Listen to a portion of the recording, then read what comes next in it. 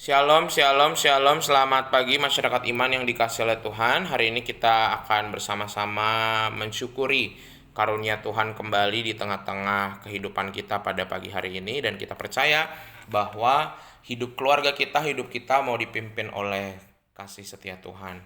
Kalau kita serahkan sama Tuhan, maka percayalah bahwa langkah kita akan senantiasa ditopang dan dikuatkan. Bersama-sama kita pujikan PKJ 289, PKJ 289 bait pertama dan yang kedua, Keluarga Hidup Indah.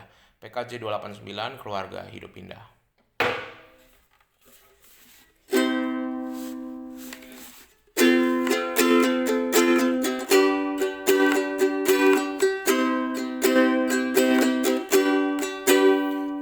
Keluarga hidup indah bila Tuhan di dalamnya, dengan kasih yang sempurna Tuhan pimpin langkahnya.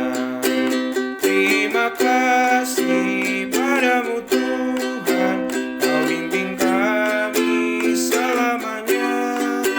Segala hormat, puji dan syukur kami panjatkan kepadamu. Di dunia banyak jalan, jalan mana akan ditempuh? Jalan lurus hanya satu, jalan Tuhan itulah. Terima kasih padamu Tuhan, Kau bimbing kami selamanya. Segala hormat, puji dan syukur kami panjatkan kepadamu. Mari kita berdoa. Tuhan, kami percaya bahwa ucapan terima kasih kami dan hormat kami hanya untuk Tuhan. Dan hari ini kami mau kembali menapaki firman Tuhan.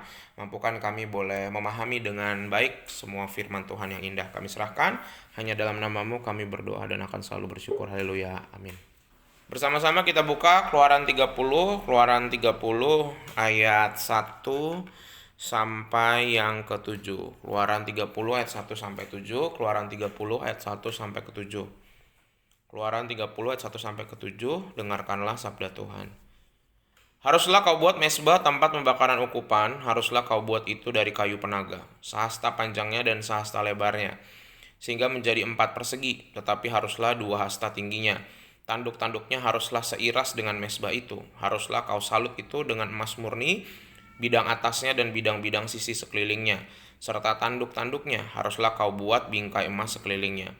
Haruslah kau buat 2 gelang emas untuk mezbah itu di bawah bingkainya. Pada kedua rusuknya haruslah kau buat gelang itu, pada kedua bidang sisinya, dan haruslah gelang itu menjadi tempat memasukkan kayu pengusung, supaya dengan itu mezbah dapat diangkut. Haruslah kau buat kayu pengusung itu dari kayu penaga, dan kau salutlah dengan emas. Haruslah kau taruh tempat pembakaran itu di depan tabir penutup tabut hukum, di depan tutup pendamaian yang di atas loh hukum, di mana aku akan bertemu dengan engkau. Di atasnya haruslah Harun membakar ukupan dari wangi-wangian. Tiap-tiap pagi apabila ia membersihkan lampu-lampu, haruslah ia membakarnya. Bapak Ibu Saudara, salah satu pertanyaan yang paling sering ditanyakan kepada saya adalah tentang jenis-jenis doanya orang Kristen Protestan, khususnya aliran GKI. Kalau orang sakit tuh doanya apa? Kalau orang ada yang bahkan kalau kerasukan doanya apa kalau orang GKI? Kalau orang meninggal tuh ada doa khususnya enggak? Nah, mungkin pertanyaan ini muncul karena kita bersampingan dengan orang-orang dari kepercayaan atau aliran gereja lainnya seperti Katolik, Islam gitu ya, yang punya doa-doa khusus gitu. Nah, kita tahu bahwa doanya orang Kristen Protestan khusus GKI itu bebas banget. Benar-benar terserah kita mau doa apa gitu kan. Yang penting patokan panutan kita lah doa Bapa kami kayak gitu. Tuhan, doa yang Tuhan ajarkan. Berarti kan kita ngikutin aja formasinya seperti itu. Dan Tuhan Yesus tidak mengikuti doa-doa pendahulunya sama sekali di agama Yahudi segala macam, enggak. Pokoknya dia berdoa ngomong seperti kepada Bapa. Nah, kita murid-muridnya juga anak-anak Tuhan berdoanya seperti ngomong kepada Bapa kita sendiri gitu. Jadi bebas.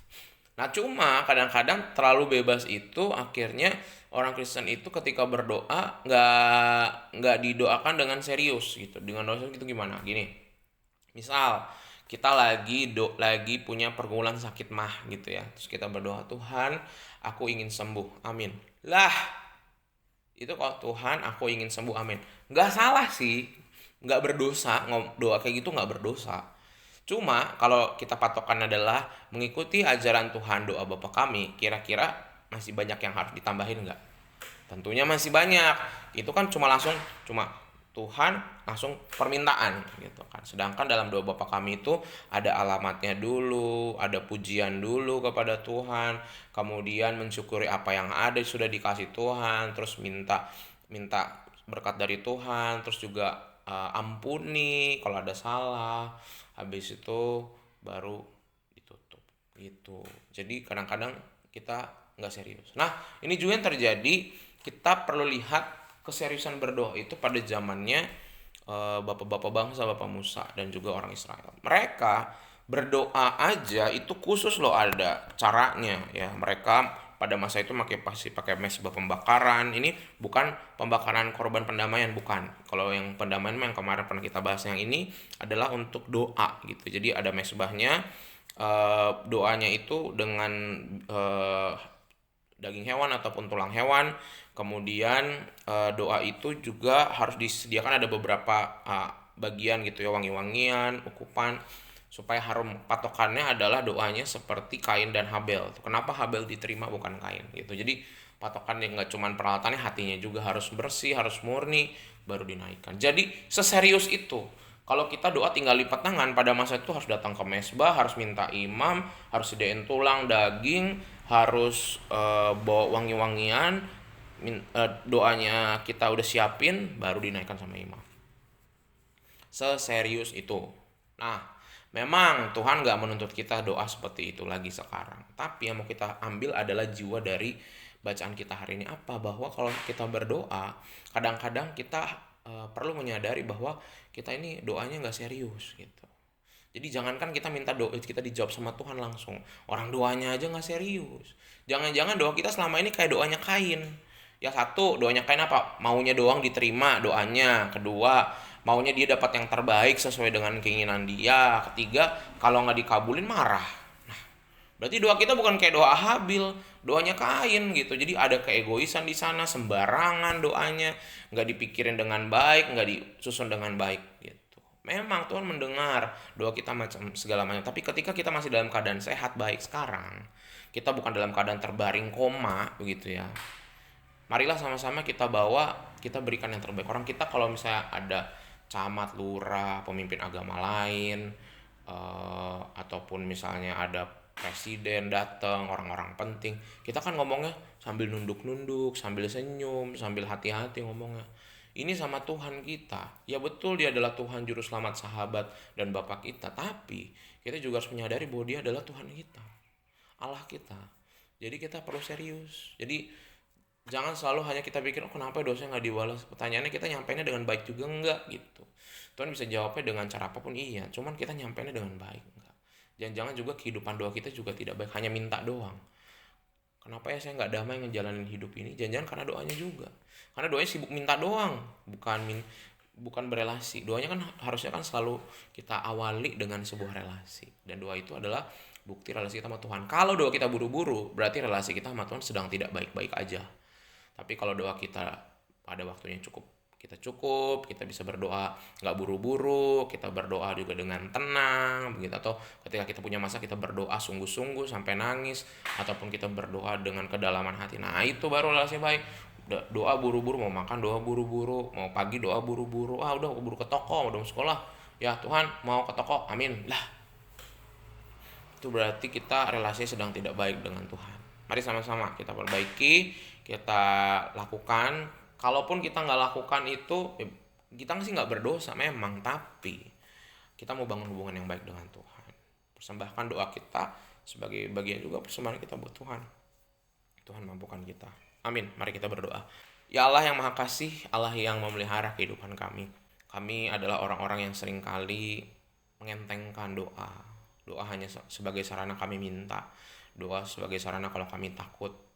Tapi tidak kami pakai sarana untuk menjalin relasi baik dengan Tuhan. Ajarkan kami juga mampu menghormati-Mu sebagai Tuhan dan Juru Selamat kami. Sehingga biarlah doa-doa kami adalah doa yang juga berkenan di hadapan Tuhan. Ampuni kalau di hari ini atau di hari kemarin kami ada yang tidak berkenan di hadapan Tuhan. Kami rindu untuk bisa memperbaiki dan melakukan hal yang jauh lebih baik. Kami serahkan dalam nama-Mu kami berdoa dan bersyukur. Haleluya. Amin. Selamat pagi, Tuhan Yesus memberkati, tetap bersemangat.